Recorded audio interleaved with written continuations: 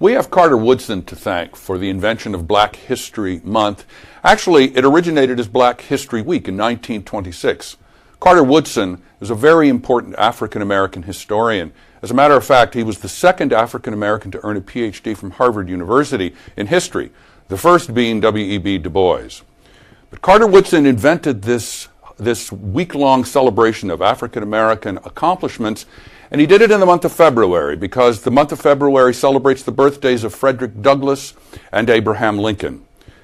Black History Month emerged in 1976. It was created in 1976 and came at the end of that very vibrant era that we all recall as the period of the 60s, when tremendous social, cultural, and political activism elevated the consciousness of the American people about the accomplishments of many groups of people who had historically been underrepresented and, quite frankly, ignored.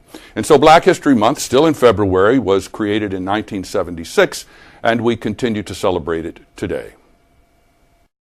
Some question the relevance of continuing to celebrate Black history during a month's time in February, noting that we now have an African-American president and arguing that the accomplishments and contributions of African Americans ought to be integrated more broadly across the entire year. I don't disagree with that at all. However, I think that having the month of February in which to celebrate the accomplishments of African Americans is a unique opportunity.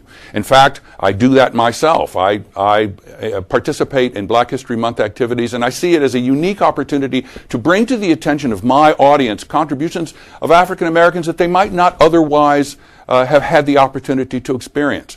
I teach in the classroom. I have my students in the classroom, of course, but during that month of February, when I'm out in the community and talking to various groups, church groups, school groups, and other community groups about the accomplishments of African Americans, it's a unique opportunity to draw their attention to the accomplishments of a segment of the American citizenry about which all Americans should be familiar.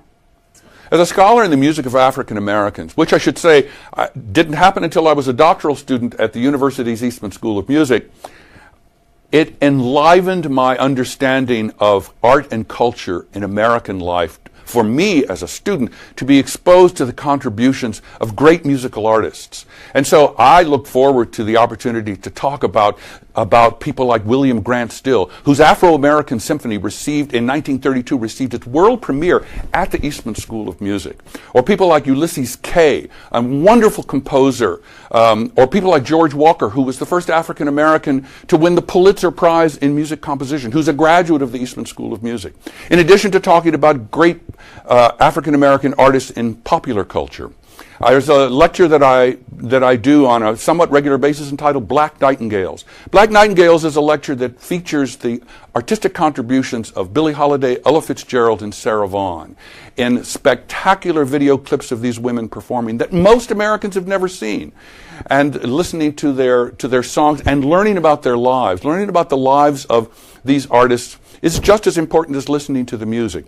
So I get very excited at the opportunity to bring this to a welcoming public, and I think we are, at the end of the day, all much better for it. And in fact, I think we're better Americans for it.